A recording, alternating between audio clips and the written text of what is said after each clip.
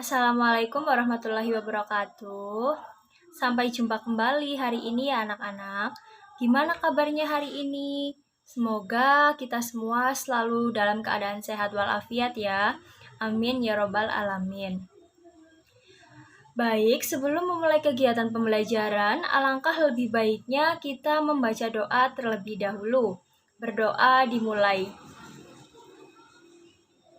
Berdoa selesai. Kemudian, hari ini kita akan melanjutkan materi yang kemarin ya, yaitu struktur jaringan hewan. Kemarin kita telah membahas jaringan epitel dan jaringan otot. Kemudian, untuk hari ini kita akan membahas materi tentang jaringan ikat dan jaringan syaraf. Adapun tujuan pembelajaran hari ini yaitu yang pertama, siswa mampu menganalisis jaringan-jaringan penyusun tubuh hewan dengan benar. Kemudian yang kedua, siswa mampu mengidentifikasi jaringan hewan, khususnya jaringan ikat dan jaringan syaraf yang terdapat dalam berbagai organ hewan dengan benar. Kemudian, yang ketiga itu, siswa mampu menganalisis antara jaringan hewan, yaitu jaringan ikat dan jaringan syaraf, berdasarkan struktur dan fungsinya dengan benar. Kemudian yang pertama kita akan membahas jaringan ikat atau penyokong. Jadi jaringan ikat ini merupakan jaringan yang berfungsi mengikat jaringan-jaringan lain menjadi satu dan berasal dari perkembangan mesenkim dan mesoderm. Kemudian salah satu fungsi jaringan ikat adalah sebagai pengikat dan penyambung antar jaringan. Contohnya itu jaringan ikat tendon yang menghubungkan jaringan tulang dengan jaringan otot. Kemudian di samping terdapat gambar jaringan ikat dan struktur serta bagian-bagiannya. Salah satunya itu ada fibroblast dan salah duanya itu ada mast cell atau biasa kita sebut juga dengan sel tiang yang akan kita bahas selanjutnya. Selanjutnya, adapun sel-sel penyusun jaringan ikat. Yang pertama itu fibroblast.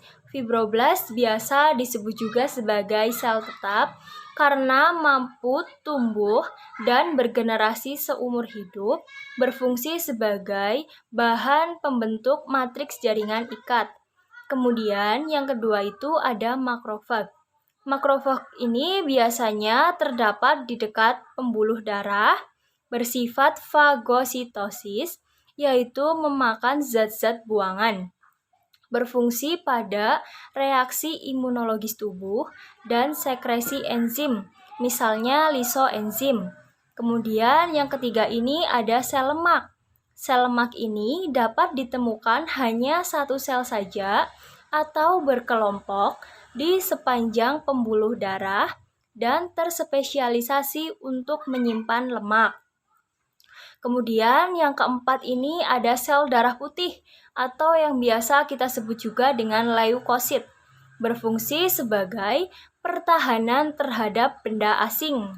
Kemudian yang kelima ini sel darah merah atau yang biasa kita sebut juga dengan eritrosit. Kemudian sel-sel penyusun jaringan ikat selanjutnya itu ada sel tiang atau mast cell. Ini berfungsi sebagai penghasil heparin untuk pembekuan darah dan sebagai peningkat permeabilitas kapiler. Kemudian yang ketujuh ini ada sel melanosit, di mana sel melanosit ini berfungsi sebagai penghasil zat pigmen pada kulit. Selanjutnya, komponen matriks dan serabut. Yang pertama itu ada matriks. Matriks ini merupakan komponen cair pengisi jaringan ikat yang terdiri dari serabut dan bahan dasar yang menyebabkan matriks lentur. Kemudian yang kedua itu ada serat kolagen. Serat kolagen ini berwarna putih dengan daya regang tinggi dan elastisitas rendah. Kemudian yang ketiga ini ada serat elastik, di mana serat elastik ini berwarna kuning dengan daya elastisitas yang tinggi. Kemudian yang keempat ada serat retikuler, berfungsi sebagai pengikat antar jaringan ikat. Adapun klasifikasi jaringan ikat, yang pertama itu ada jaringan ikat longgar, di mana jaringan ikat longgar ini berfungsi untuk memberi bentuk organ dalam. Kemudian yang kedua ini ada jaringan ikat padat, di mana jaringan ikat padat ini seratnya lebih banyak dan rapat daripada bahan dasar dan sel penyusunnya. Kemudian yang ketiga ini ada jaringan lemak atau adiposa, berbentuk oval dan berfungsi sebagai persediaan cadangan makanan. Kemudian ada jaringan tulang rawan atau kartilago yang merupakan hasil spesialisasi jaringan ikat berserat dengan matrik yang elastis. Kemudian ada jaringan tulang sejati, di mana sel penyusunnya berasal dari osteoblas yang menghasilkan osteosit. Selanjutnya itu ada jaringan darah. Nah, jaringan darah ini merupakan jaringan ikat yang terspesialisasi sebagai plasma darah. Salah satu fungsinya yaitu untuk mencegah infeksi dan memerangi kuman. Yang kedua itu ada jaringan syaraf. Jaringan syaraf ini tersusun atas sel-sel syaraf atau neuron yang terhubung ke sistem syaraf pusat. Adapun gambar dari jaringan syaraf pada gambar di samping, terdapat bagian-bagian yaitu terdapat nukleus, badan sel, dendrit, sel Schwann, selubung myelin, nodus Ranvier, dan sinapsis yang akan kita bahas selanjutnya. Adapun struktur sel syaraf, yang pertama itu dendrit. Dendrit ini berfungsi menerima rangsang. Kemudian yang kedua badan sel.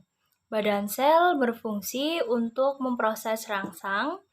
Dan ketiga ini ada akson yang kemudian berfungsi menghantarkan rangsang menuju sinapsis. Dan yang keempat ini ada sel Schwann, di mana sel Schwann ini merupakan sel yang berupa lemak yang berfungsi untuk menghasilkan myelin. Kemudian ada selubung myelin. Selubung myelin ini berfungsi melindungi akson dan memberikan nutrisi. Kemudian nodus Ranvier berfungsi untuk mempercepat hantaran rangsang. Dan yang terakhir ini ada sinapsis, di mana sinapsis ini kemudian berfungsi meneruskan rangsang ke sel syaraf selanjutnya. Kemudian ada macam-macam jaringan syaraf. Yang pertama itu ada syaraf sensorik, di mana syaraf ini mengirimkan rangsang dari daerah reseptor menuju syaraf pusat. Kemudian yang kedua itu ada syaraf motorik. Syaraf motorik ini akan mengirimkan rangsang dari sistem syaraf pusat menuju efektor atau otot sebagai penangkap rangsang. Kemudian yang ketiga ini ada saraf interneuron, di mana syaraf interneuron ini sebagai penghubung antar syaraf atau konektor dan syaraf sensorik dengan syaraf motorik atau adjustor. Sekian untuk pembelajaran hari ini. Jadi dapat disimpulkan bahwa hari ini kita telah mempelajari struktur jaringan hewan, khususnya jaringan ikat dan jaringan syaraf. Tadi kita telah mempelajari ada struktur dan fungsi dari kedua jaringan tersebut. Selanjutnya, setelah kegiatan pembelajaran ini, kalian dapat mengerjakan kuis yang akan Ibu share linknya di WA Group. Dan silahkan kalian kerjakan masing-masing. Kemudian, sebelum mengakhiri kegiatan pembelajaran hari ini, alangkah lebih baiknya kita mengucap hamdalah, alhamdulillahirobbilalamin. Selalu jaga kesehatan, stay safe, dan selalu pakai masker ya. Sampai ketemu minggu depan. Sekian dan terima kasih. Wassalamualaikum warahmatullahi wabarakatuh.